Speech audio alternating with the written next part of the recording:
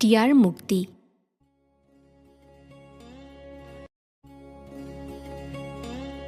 বহু দেশ ঘোরা, বহু মানুষ জানা এক জ্ঞানী একবার কিছুদিনের জন্য আশ্রয় নিলেন এক সরাইখানায়।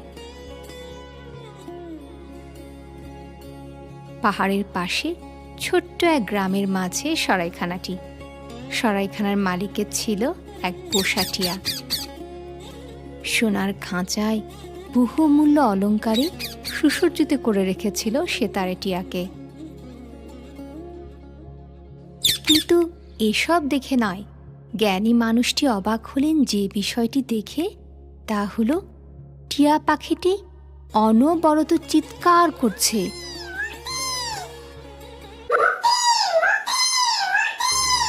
তা দেখে তিনি খুব আবেগপ্রবণ হয়ে গেলেন,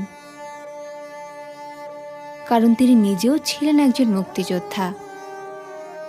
মুক্তি প্রত্যাশী প্রাণীর আকুলতা তিনি বোঝেন। তিনি ঠিক করলেন রাতের অন্ধকারে টিয়াটাকে মুক্ত করে দেবেন। সবাই যখন ঘুমিয়ে গেল, চুপি চুপি উঠে তিনি খাঁচার দরজা খুলে দিলেন।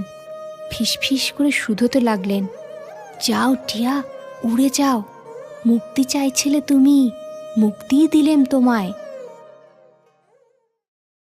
কিন্তু তিনি অবাক হয়ে লক্ষ্য করলেন, খাঁচার দরজা খোলা পেয়েও টিয়া পাখিটি উড়ে তো যাচ্ছেই না, বরং খাঁচার শিক আঁকড়ে ধরেছে আরও জোরে।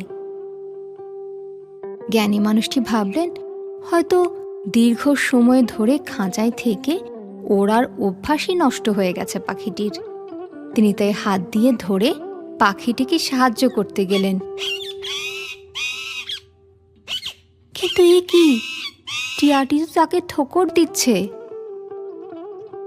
মজার ব্যাপার হলো, ঠোকরাতে ঠোকরাতেও টিয়া চিৎকার করে যাচ্ছে। সেই ঠোকর সহ্য করেও জ্ঞানী মানুষটি দরজা দিয়ে বের করে এনে টিয়াটিকে বাতাসে ছেড়ে দিলেন, আর খুব তৃপ্তি নিয়ে ভাবলেন, যাক, একটা প্রাণকে তো মুক্তির স্বাদ দিতে পারলাম। প্রশান্ত মনে ঘুমোতে গেলেন তিনি। ভোরে তার ঘুম ভাঙল সেই টিয়ার মুক্তি চিৎকার শুনে। ভাবলেন, বোধহয় আশেপাশের কোনো গাছের ডালে বসে ডাকছে। কিন্তু এ কি, টিয়া দেখে আবার সেই খাঁচা